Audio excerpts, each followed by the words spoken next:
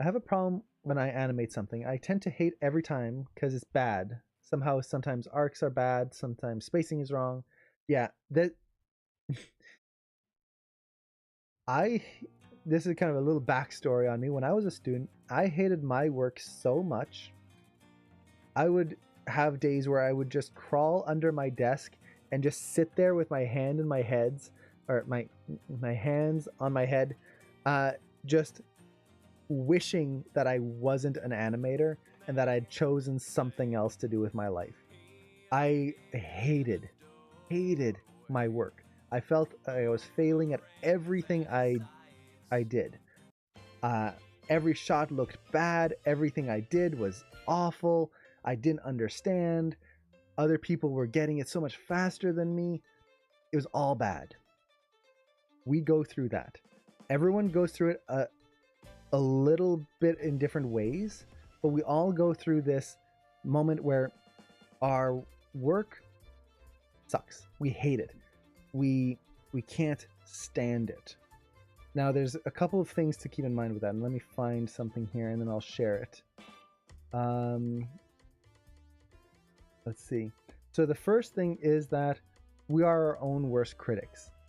Honestly, if you think about it, if I was to watch a film or a short film or anything, an animation, what I see is the final product. I see the conglomeration of all of the work. All of this work that got into creating this shot, I see it all at once. And I only see it once, typically. Most of the time we'll watch a shot, maybe we really like it, we'll watch it a second, maybe a third time. And we look at it and go, wow, that was cool. And that's it. That's as far as it goes. Now, as an animator, we see our shot and we see it over and over and over and over. And not just the whole shot. Every pixel of the screen. We're looking at the finger. We're looking at the eye. That eye corner right there and that little twitch that it has that you're trying to polish out. You see the mouth corner. You're looking at the way the body moves. Everything. You are focusing on every tiny aspect of the shot. And when you work on it for so long, it's hard to pull away and look at it as a whole. This means that we're always going to be our worst critics and we're always going to see mistakes in it. We're going to see how bad it looks. It looks awful. How can anyone like this?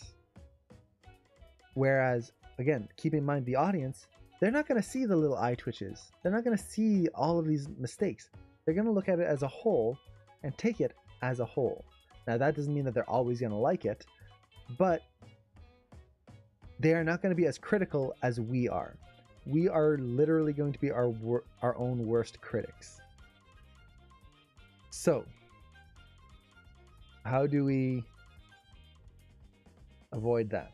Well, this is where getting feedback is helpful. Actually getting someone else to look at your shot so that you don't fall into the loop of self-criticism. That is so easy to fall into. So that's a big one. The other one is keep in mind that when we reach those points that... Okay, I can't find it on my computer. I'm going to Google it. And then I guess that's better. I can give you the link. When you start noticing all these things that you suck at in animation, to put it bluntly, and you look at your shot and it's like, man, the spacing bad, the timing is bad, everything is just horrible. Why do I suck at art or animation? Keep in mind that there is a specific reason for that, which is this: our ability versus time. As you grow as an artist, and this applies to animation, it applies to drawing, it applies to any art form, our ability to see and evaluate art goes up at a different rate than our skill at making the art. What this means is that as we get better at like actually animating, we're gonna have those times where it's like, wow, I'm really cool at this. I'm making this stuff and it looks really good. It feels like your skills are improving. That's this blue line right here. Wow, I'm getting better and I'm better. And then that starts to taper off as you learned this really new cool technique, and now you hit a little bit of a plateau, a learning plateau. As you hit that, your eye, your ability to evaluate and see art is also getting better, but they don't line up, which means that as you plateau in one form, you hit a point where you start seeing all the mistakes. You see, like, why is my spacing so bad here? Why is my timing so boring? You're starting to notice these things that you didn't notice before. My hand poses suck. My line of action is terrible. You start noticing these things, but you don't yet have the skill to fix them.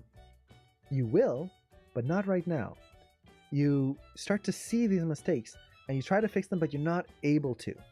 Those are the low points right here. These are the, I'm just going to quit and I'm going to delete everything and I'm going to burn it all down to the ground and never look back. Those are horrible moments, but they are temporary.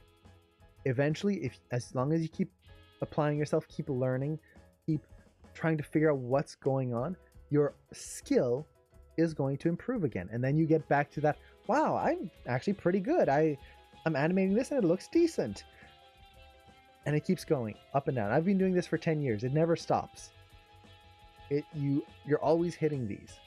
But there's two things to that. One is simply knowing this makes it, at least for me, it made it a lot easier to get through it. Because everyone goes through this. Everyone will go through this, and it is natural. It is totally natural. It's not because you're a bad animator, it is literally because you are actually getting better. It doesn't feel like it, not at all. It feels like you're just failing at everything, but you are noticing those mistakes because you are getting better, because your eye is getting better at analyzing animation. So that, at least for me, made it easier to get through. The other thing is, as you go through this more often, you start to find out ways to improve it. So what I mean by improve it is reduce the amount of time that you spend in the noticing things wrong but not being able to fix it, and maximizing the time that you are in that art high, that moment where you are improving. And for me, everyone's different, so you have to kind of find this yourself as on your animation or art journey. But for me, it was doing master studies, really focusing on, okay, I'm struggling with this. Let's say, for example, my timing, it sucks. Why does my timing suck so bad? I try to animate something and it just seems so boring. Okay, I'll watch something on TV and I make sure I keep my phone with me, or I'll keep a notepad, and I see a film and it's like, wow, the timing in there, it just felt so good. Okay, write it down. Later on, reanalyze that shot. Figure out what it is that made that timing feel so good to you.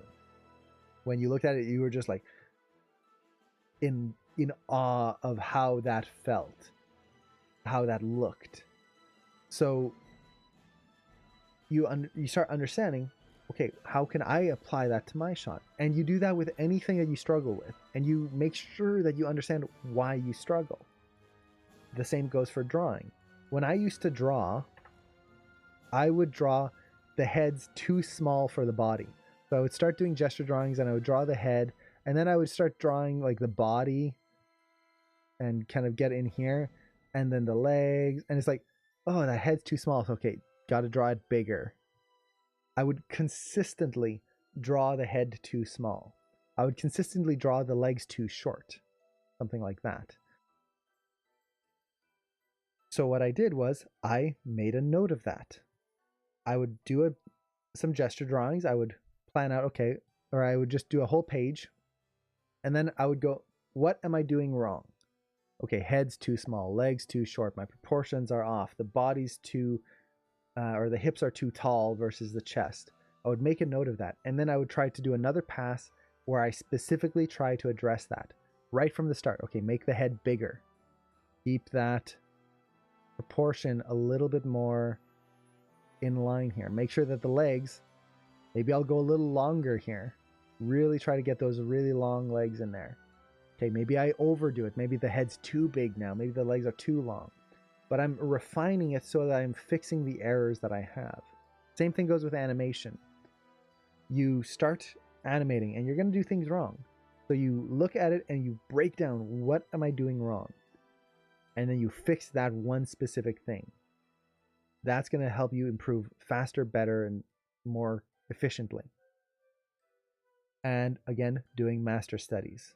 Really looking through clips and understanding. So for example, let's again go with timing. I want this character to have this really cool motion when they go through a scene, and maybe I've got characters fighting. So I'll find a scene that has that kind of feeling I want. So for example, let's say this one. This is from Dofus. This is an awesome fight scene. Look at this beautiful timing and spacing. Hey, it's so unique. And there's these beautiful holds, this fast motion, like that little spin at the end there. Just the spacing in this spin is amazing. If you actually look at the spacing, look at how it just from one side all the way to the other. That's so cool. And then you've got that little overshoot at the end where it kind of wiggles to a stop. You find something like that and you study it. Why does it feel good? What makes me go, oh yes, I love this? And you keep going at that. And same thing with facial poses. Okay, maybe you have a lot of trouble making really appealing facial poses. Find a shot that you really like the facial poses in and study what makes these facial poses so interesting, so appealing in a character. Okay, try to apply that.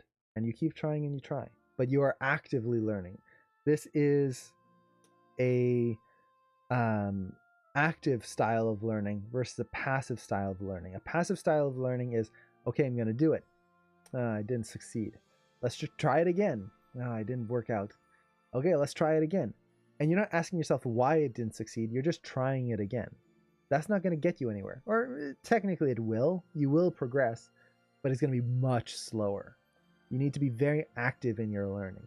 Think of why you failed. Write it down. Make a list of what you need to improve and what you can do to improve that one specific thing. That's going to help you learn way faster.